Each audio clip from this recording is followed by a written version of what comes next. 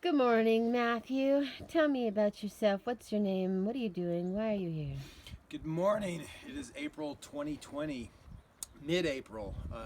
My name is Matt Bua, and I wanted to first off thank the Unison Art Center and curators Linda Weintraub and Michael Asbill for inviting me to take part in the April edition of the Composed and Decomposed Sequential that is happening in their outdoor sculpture garden. And I was, I guess, first excited to tackle the theme of the Rainbow Bridge.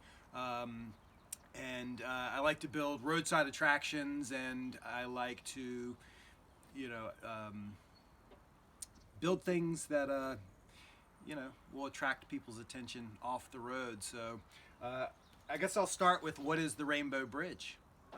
This is the book Memories and Visions of Paradise, Exploring the Universal Myth of the Lost Golden Age by Richard Heinberg, and he describes the Rainbow Bridge. According to universal tradition, the original earthly paradise and still existent otherworldly paradise were at first united or were in close proximity in communication. The means of connection is described variously in different cultures, most vividly perhaps as a rainbow. In the tradition of Japan, Australia, and Mesopotamia, the rainbow was seen as a reminder of a bridge that once existed between heaven and earth and was accessible to all people. The seven colors of the rainbow were the seven heavens of Hindu, Mesopotamia, and Judaic religion. Among the Central Asian shamanic drums were decorated with rainbows, symbolizing the shaman's journey to the other world. Similarly, the seven levels of the Babylonian ziggurat, the step pyramid, were painted with seven colors of the rainbow, and the priests, in climbing the stories, symbolically mounted to the cosmic world of the gods. And for those that are maybe my age, they might remember Casey Kasem's tagline in his show, America's Top 40. He would always end the show with, "Keep your feet on the ground and keep reaching for the stars." And that seems to be the dilemma of the human race, to remember our origins in the stars. Well, the first thing, I was excited to what I'm calling reintroducing the world's largest replica of the original Rainbow Bridge.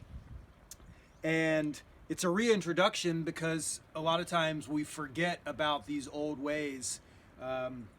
And it's a replica of the original Rainbow Bridge because when you put in Rainbow Bridge now in the Google search, the first 3 pages deal with a poem written in the 80s about where pets go after they die.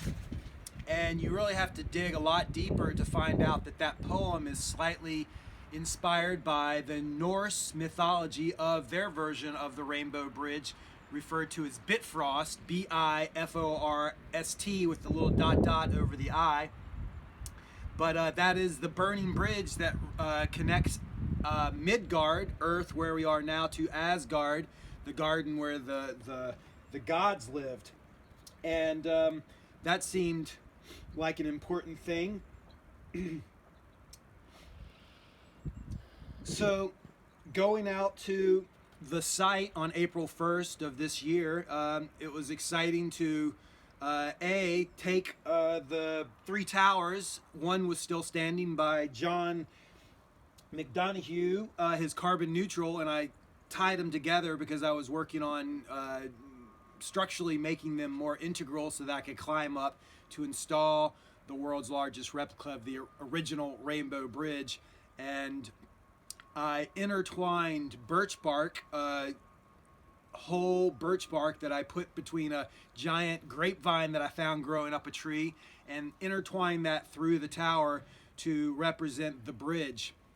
I chose birch bark because of its resistance to entropy. It is actually what the Ojibwa native people drew up their stories. They wrote their stories, their songs, their origin myths, all on the birch bark scrolls, and those scrolls are still in near mint condition. So that brings up the difference between lithic technology, the Stone Age technology, and our modern technology. And if you put an iPhone from 5 years ago next to a lithic flint blade, you're going to get two different. One is actually working in perfect order, the flint blade, whereas, as you know, your old technology quickly becomes obsolete and it doesn't work anymore. So when somebody said back in around 2001, we're going to bomb Afghanistan back to the Stone Age, let's think about that. And is that such a bad thing after all?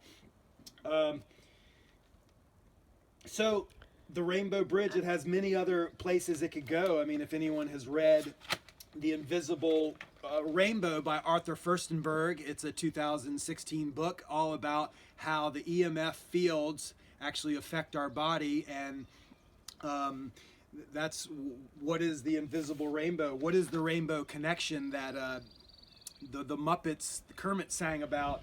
What are the rainbow warriors? The Hopi prophecy spoke of people from all cultures coming back together. And what is Pete Seeger, when he named his TV show The Rainbow Quest, what is the Rainbow Quest? So I want to thank everyone. And as Joni Mitchell's song says, her Woodstock song says, we need to get back to the garden. Well, it's also remembering our origins in the stars, and